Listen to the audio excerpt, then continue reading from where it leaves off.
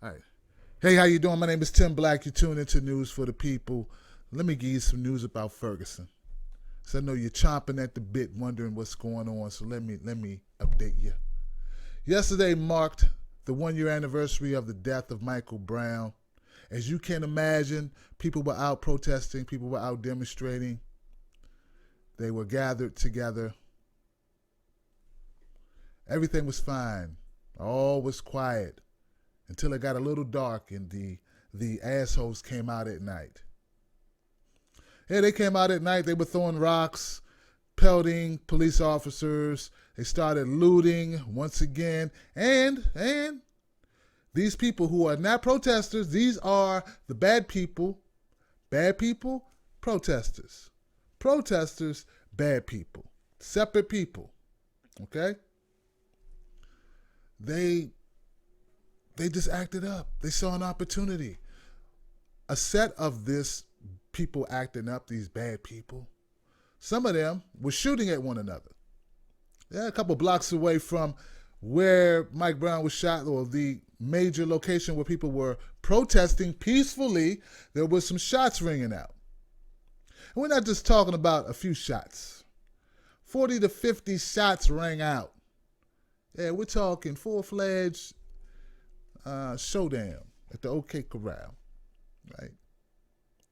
Now, Antonio French is a well-known activist there in St. Louis. He runs an office, or works out of an office, called Heal St. Louis. And four guys apparently wanted shelter from the bullets. So he let them into his office, or the office, and he went into another room. As soon as he did that, they made off with laptops and iPads. I guess they thought it was still St. Louis, not Hill St. Louis, huh? See, you're going to have people who do bad things, but once again, protesters are over here, thieves are over here in the bad people group. You got to keep these groups separate. If not, certain media will push them together and make them appear to be one group when they in fact are separate groups. You know, what Tyrone Harris did, I don't know if you heard of him yet. Tyrone Harris is an 18-year-old young man who was a friend of Michael Brown. His father said he had just got out of the hospital that Monday before, so Monday, almost a week ago. He was there at the rally or there in the vicinity.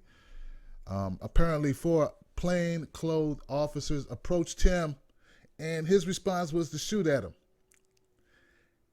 He shot at the cops. Now, see, that's not an interrupting of a speech. That's trying to kill. That's some real, be outraged about Tyrone Harris. Now, Tyrone's 18, but come on, Tyrone. You shot at cops, and in return, the cops chase him down and shoot him up. Shoot at a cop, the cop will shoot back. They shot back. Now, Tyrone Harris is now in critical and unstable condition. Tensions are high, sky high in Ferguson, but all around the country. People are upset and people want answers, and I don't know if they're always going to channel that in the correct way. But you cannot condone what Tyrone Harris did. What he did was stupid. And there's some people on the internet who fuel it. They just fuel it for money. They fuel it for popularity. They fuel it for no other reason. And I'm telling you, I want you to think before you act. All right? And if you're a part of a movement like Black Lives Matter or like, I don't know, any group out there, your actions are going to come back threefold, because people are going to tag you, whatever you do, and label everyone based on what you did. Now, I know at the time you're probably not thinking about that, but that's what's going to happen. So we need to be cognizant of that reality. Look, I do not trust politicians. Time out. I do not trust politicians. I know you might trust them. You might believe what they say. I don't, because I know how the game is played. I know people tell you anything to get you to vote for them. And then we'll see what they'll do. Then we'll see what they can work out. You know? That's the game. That's what's been going on since time immemorial. That means forever. So I take everything a politician says with a grain of salt. Some people are learning that the hard way about me. Me, this guy. That's just how I roll. So if you watch my coverage now leading up to the 2016 elections, you're going to see me call out everybody at some point. So I called out Bernie Sanders supporters mostly and said, hey, you guys are condescending as hell, and you act like Bernie Sanders is the only person you could possibly ever vote for, and he's the only one who cares about the Negro. You know what? I don't need anybody to care about me. I need people to make sure that these laws are done correctly. I need somebody to make sure that we get some adjustments done to the mandatory sentencing. I need somebody to do something about college funds for these kids. I need certain things done and policy measures done. I don't need you to like me. I want to kick it with me. I don't need you to buy me a beer. We don't need to sit down. Talk about Drake and Meek. So who do you think is the better rapper, Bernie? Drake or Meek? Well, every once in a while, Meek does get in there, though. He does the street shit, but he does not a good battle rapper. I understand what you're saying there, but I don't need that. Just get done what I need you to get done, man.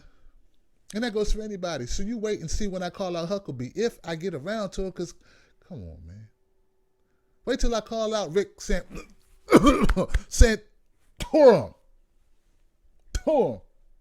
I'm going to get to him. But that's what happened in Ferguson last night. I'll let you know what happens with the updates. We had gang members shooting each other up during the peaceful protests. We had people throwing rocks and breaking shit. And we had one young man close to losing his life who shot at cops. And all of these people, once again, before I leave you, are what?